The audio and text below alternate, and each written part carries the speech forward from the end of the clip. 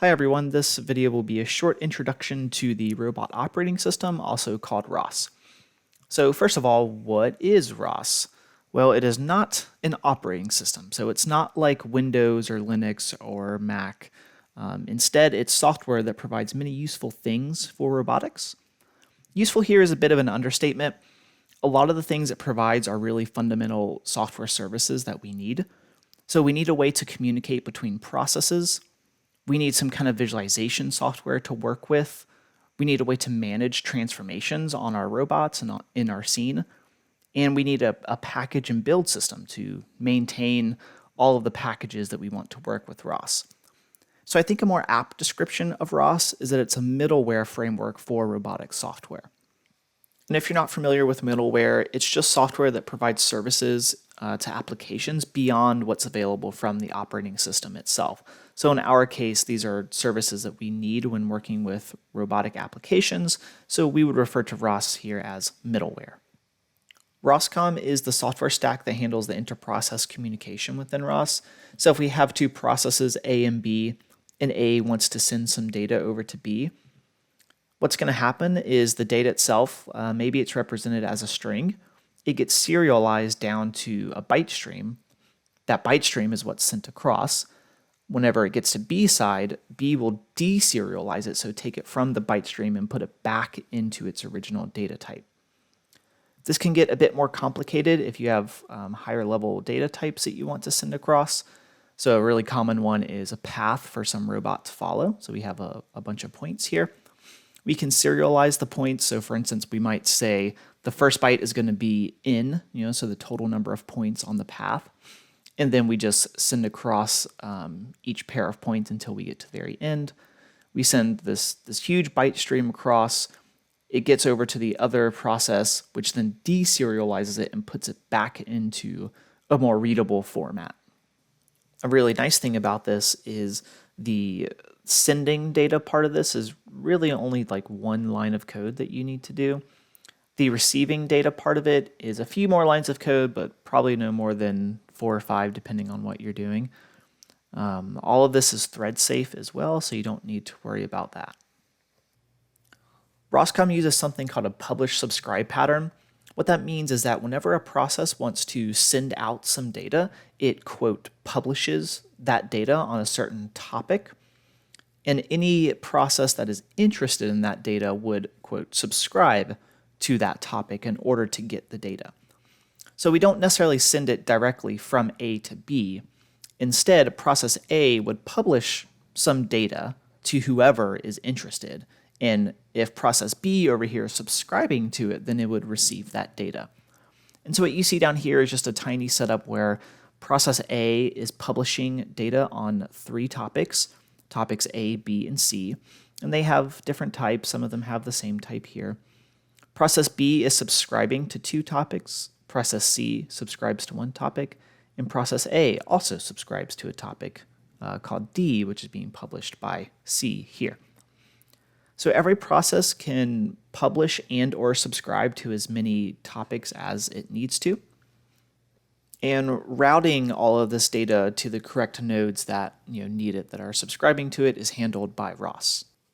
RViz is a 3D visualization tool for ROS applications, so it can visualize things like the object models, so like the geometry of the robot, the obstacles in the environment. It can visualize sensing data, so like laser scans, point cloud, camera data, etc. It can also visualize motion data like the robot's position or the robot's path. It does this by subscribing to the topics that have data that you want to visualize. And because a lot of the data uses standardized data types within ROS, such as laser scans or point clouds, it can subscribe to that data and visualize something based on the format that it already knows for that data type. All right, so I've been saying the word process a lot throughout this video to refer to some executable that's using some ROS services. I'm going to switch to saying the word node. A node is an executable that is using some ROS services. Most of the time, nodes are processes, but they can also be threads. Before any nodes can be ran, the command roscore has to be run. And so ROS core is the process that handles all the data that's published by ROS nodes on the system. And so whenever you are actually coding your ROS node, you have to make sure that your node connects with ROS core. This isn't done automatically. You need just one line of code, but you need to have this line of code. So if we're in Python, we would call the init node function. So we would say rospy.init node. We pass it the node name that we want, and then we can say anonymous equals false. For our class, you can always leave this as false. So what this line of code does is actually connect the node to ROS core so that if it wants to publish or subscribe to any data, it can do that without error. So in our file system, ROS is organized into workspaces and packages. Workspaces contain many packages, so they're higher level than packages. Packages contain / create the nodes that you want to run. So up here I've got an example of a ROS workspace. It is in the home directory. I named it ROS_workspace. In every workspace there are 3 directories. There's a build directory, which contains all the build files. There's the source directory, which will actually contain your ROS packages. And then there's the devel directory, which will contain various executable and other files for your packages. So within the source directory, this is where all your packages reside. So here we have package A, B, and C. So these would all be in ROS workspace / source. For example, if we wanted to go down to package B, we would say tilde for the home directory, ROS workspace source package B.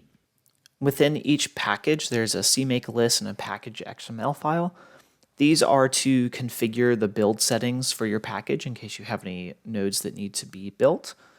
You have your code, which can be in any directory that you choose. However you want to organize it is up to you within the package. And then there can be custom message types if you want to create any custom data types to publish and subscribe to on your topics. If you have any nodes that you need to build, so if you have like C++ code that you need to build, you can run the cat-can-make command in the workspace directory. This is going to build all the packages in the workspace. So if I went to tilde / ROS workspace and I did cat-can-make, it would look at all the packages in here, so A, B, and C, and build everything that it can within those packages. The executables that get built would be stored in the devel directory for the workspace, and if you have custom message types, those would also be stored in the devel directory. If you want to run one of your nodes, you can open a terminal and use the ROS run command. Note that you need to have ROS core running first. After ROS core is running, you open a new terminal and you could say ROS run, and then you give the package name, and then you give the executable name. So ROS run is going to search the devel directory for your workspace, or if you have multiple workspaces, it can search all of them, but it searches the devel directory looking for the executable to run. ROS allows you to create some custom message types that you can publish and subscribe to over your topics in the ROS system. These are stored in .msg files. Before the dot would be the name of the message. So in this case, we have my MSG, so my message. You declare all the fields that need to be stored in this data type or this message. In this case, it would be an integer called data, a string called data string, and then an array of integers called vector of data. Depending on what language you're using for ROS, these are represented with different types. So if you're using Python, it's going to be a different set of types than in C++, of course. But once we have this custom data type, if we have a Python node called mynode.py, we can declare an object of this type by saying like m equals my message, give it empty parentheses for the constructor. And then we can set all of the fields as we want. So we could say m.data is 1. We can set a string for this. And in Python, the arrays are represented as list. So you could say m.vectorofdata.append 1 or append any integer that you want. Now, if you need to use a certain message type and you're not sure what the format looks like, you can open a terminal and use the command ROS msg show and then give the message name. And it'll show you all the fields of the message. So for instance, you could say ROS message show my message, and it would show you all the fields in this my message type. So now we're going to look at a Python script that is a ROS node and go through it line by line. The top of our file is the bang line, which is used to help Linux properly run this as an executable. For this class, you can just memorize this line and remember that it always needs to be on line number 1. Next, we have our import statement. So first we import ROS.py. This is going to give us everything we need to actually make this script be a ROS node. Then we import some custom message types. So first we grab the string message type from the ROS standard messages. The .msg here is where these message files are in the package that we're grabbing them from. So in the next line, we're importing some custom message called my special message from some hypothetical ROS package we created. And we're saying .msg, so we're assuming that this my special message file, the .msg file for it, is in the MSG directory. If it were somewhere else, then we would need to put whatever directory it's in here. So now we're going to go ahead and scroll to the bottom of the file, and we'll make our way back up. At the very bottom of the file, we have an if statement that checks if we're running this as an executable, as opposed to importing it, and runs a function called main if so. So we'll look at the main method now. The first thing we do is we initialize the ROS node. We do this with this function init node from the ROS.py module. The first parameter is a string that will be the node's name.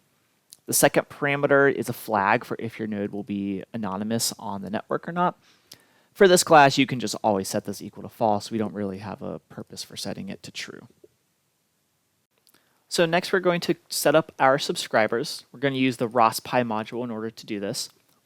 The first parameter in this call is going to be the string that is the topic name that we're trying to subscribe to. The second parameter is going to be the data type of the messages that get published on the topic. The third parameter is going to be the name of the callback function. These are the functions that get ran every time your subscriber receives some data. So now let's look at the publisher that we're going to create in this node. We create it with this line of code here.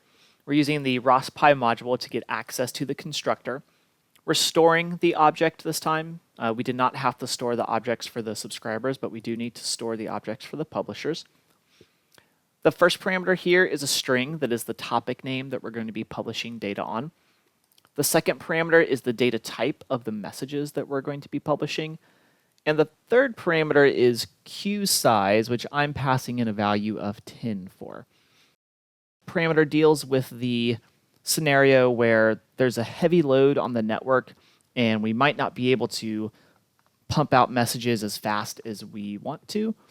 And the queue size is how many of those messages we're going to hold on to before we start discarding old ones to make room for new ones. For this class, we should never really have to think about this queue size field.